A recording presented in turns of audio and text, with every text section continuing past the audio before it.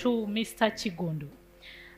How has Chibajo agro-processors added on to the agricultural value chain in Uganda, but also the challenges that you've navigated in creating this kind of transformation? Thank you so much, moderator, for the two questions. I'll start with the first one, about what Chibajo has done in as a contribution. Enhancing the agricultural value chain. Value addition chains. As I said earlier, Chibajo do manage the entire value addition chain specifically for the ginger spice, now inclusive of the farmers. From the farm to the harvesting, to cleaning, slicing, drying under the sustainable solar dryers, to grinding, and then to the fine product, which is ready for consuming. And that also ensures quality. There's one challenge with social enterprises doing value addition in this country, that the quality is not top notch. So when you involve the farmers and you follow the entire value addition chain, then you ensure that you have the best quality which can be sold on the market, not only on the local market, but also on the continental and also moving on the global level. So that's one of the things we've done. But secondly, also promoting sustainable and regenerative agriculture.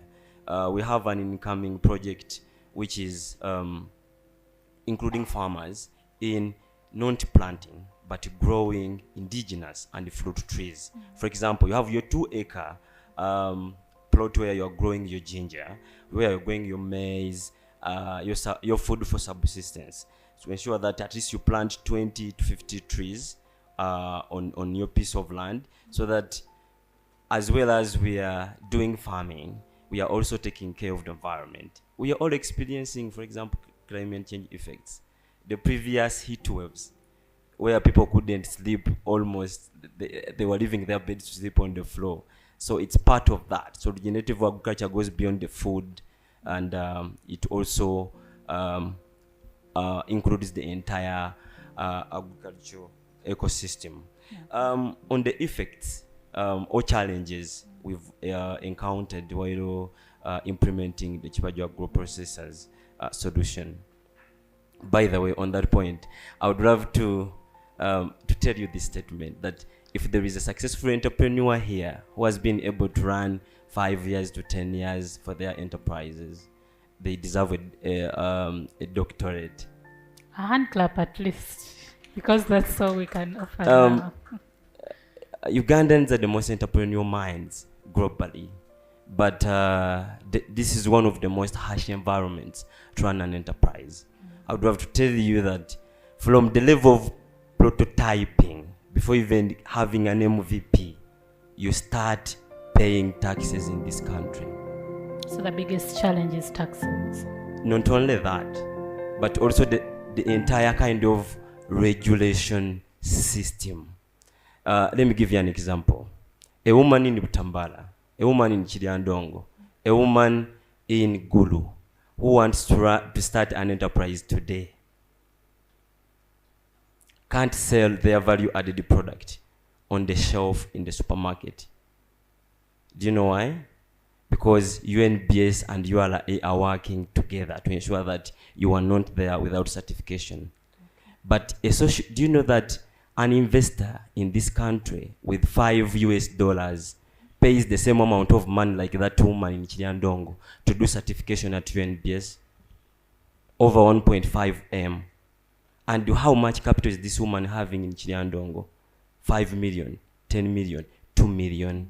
And this is not a yearly, this is not a payment for 5 years. Each year which passes, you have to spend the same amount of money to pay UNBS. I'm just telling you about one payment you have to be doing. Why? Okay. You are killing the social enterprises. They don't have the money to keep doing such payment year in, year out. Why are the social enterprises paying the same amount of money as bigger established businesses at UNBS, at URA, via different payments. So there are a lot of exclusive payments in regards to running social enterprises in this country.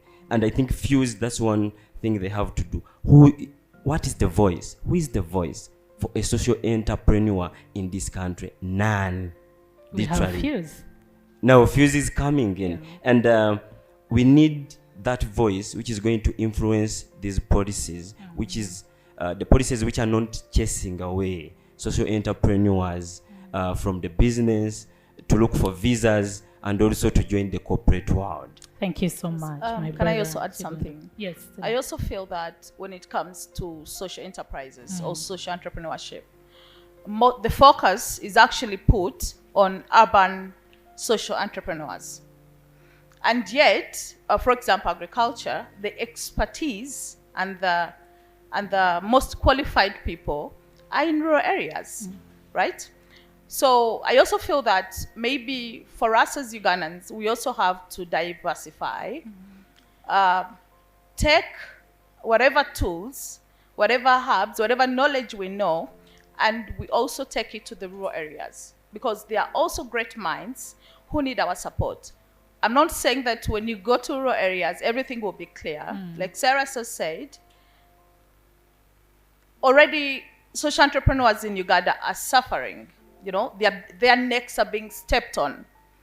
Now imagine a rural social entrepreneur without any support, without any help, yet there are policies that are not favorable for them to actually grow their social enterprises, to benefit themselves, to benefit their communities, you know, and also to contribute to Uganda's development. Okay. So I feel that when it comes to the challenges of social enterprises in Uganda, I hope that Fuse can actually be able to reach everyone, not only urban social entrepreneurs, but also rural social entrepreneurs where we come from. For example, I come from PG, and I work with 450 rural women social entrepreneurs every year. And it's hard. It's even harder than social entrepreneurs in the city who have gone to school, you know? So the challenges in social enterprises, of course, every social entrepreneur here will tell you their experience, right? Okay. Yes.